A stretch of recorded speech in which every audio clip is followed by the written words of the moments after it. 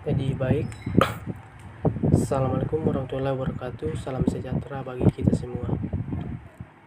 Pertama-tama, perkenalkan nama saya Resma Lamaranata, NIM G022 303. Jadi di sini saya akan memaparkan materi mengenai hak asasi manusia. Langsung saja kita masuk pada materi, yaitu yang pertama, sejarah hak asasi manusia atau HAM di Indonesia. Hak asasi manusia di Indonesia dianggap sakral, diperjuangkan sepenuh jiwa, serta sangat sejalan dengan kehidupan berbangsa dan bernegara. Indonesia telah ikut bersama negara lain untuk memperjuangkan hak asasi manusia, memasukkan rasa kemanusiaan dalam perundangan, sebab hal tersebut merupakan fundamental Pancasila sebagai dasar negara Indonesia. Sepenuhnya mendukung dan menjunjung tinggi penegakan hak asasi manusia. Di awal kemerdekaan Indonesia, tokoh seperti Muhammad Hatta merupakan orang yang paling vokal dalam menyuarakan hak asasi manusia. Indonesia dalam memperjuangkan haknya sebagai bangsa harus melewati beberapa fase, seperti halnya pembentukan organisasi. Selanjutnya kita masuk pada macam-macam hak asasi manusia. Yang pertama itu hak asasi pribadi atau personal hukum rights. Hak ini merupakan hak yang berhubungan dengan kehidupan pribadi setiap orang.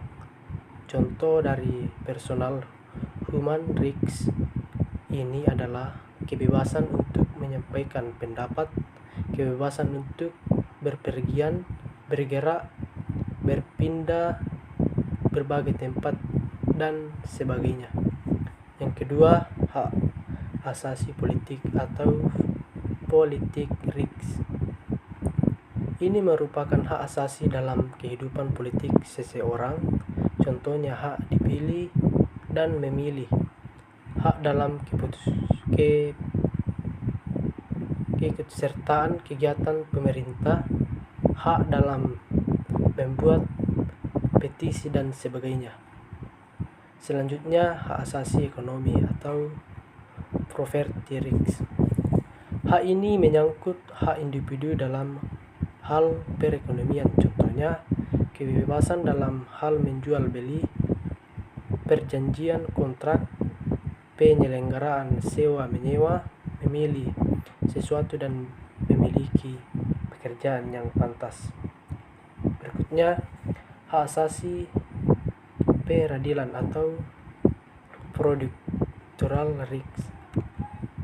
Hak ini memperoleh beberapa sama dalam tata cara peradilan, contohnya adalah hak untuk mendapatkan pembelaan hukum atau hak untuk mendapatkan perlakuan, periksaan, penyidikan, penangkapan, penggeledahan, dan penyidikan antarmuka. Selanjutnya, hak sosial budaya.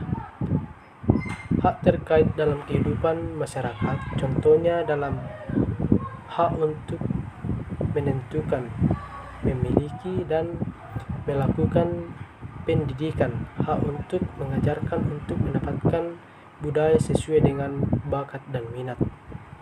Selanjutnya, hak asasi hukum atau legal equality dan right. Hak untuk mendapatkan kependudukan yang sama dalam hal hukum dan pemerintahan, contohnya dalam mendapatkan perlakuan yang sama dan bidang hukum dan pemerintahan menjadi pegawai sipil, perlindungan dan pelayanan hukum. Selanjutnya, pelanggaran HAM dan pengadilan HAM. Pelanggaran HAM adalah setiap perbuatan seseorang atau kelompok orang termasuk aparat negara, baik disengaja ataupun tidak disengaja, atau kelalaian yang secara hukum mengurangi, menghalangi, membatasi dan atau mencabut hak asasi manusia seseorang untuk kelompok orang yang dijamin oleh undang-undang ini dan tidak mendapatkan atau dikhawatirkan tidak akan memperoleh penyelesaian hukum yang berlaku atau Undang-Undang Nomor 2026/2000 tentang Peradilan HAM. Sedangkan bentuk pelanggaran HAM ringan selain dari kedua bentuk pelanggaran HAM berat itu.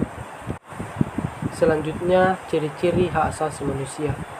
Yang pertama, HAM tidak diberikan kepada seseorang, melainkan merupakan hak semua orang, baik itu sipil, politik, ekonomi, sosial, dan budaya. Yang kedua, hak tidak dapat dicabut, dihilangkan, atau diserahkan. Yang ketiga, hak bersifat hakiki, yaitu hak yang sudah ada sejak manusia dalam kandungan. Yang keempat, HAM bersifat universal sehingga berlaku bagi semua manusia tanpa memandang status, suku, gender, dan perbedaan lainnya. Jadi demikianlah pemaparan materi dari saya mengenai hak asasi manusia. Lebih dan kurangnya mohon dimaafkan. Assalamualaikum warahmatullahi wabarakatuh.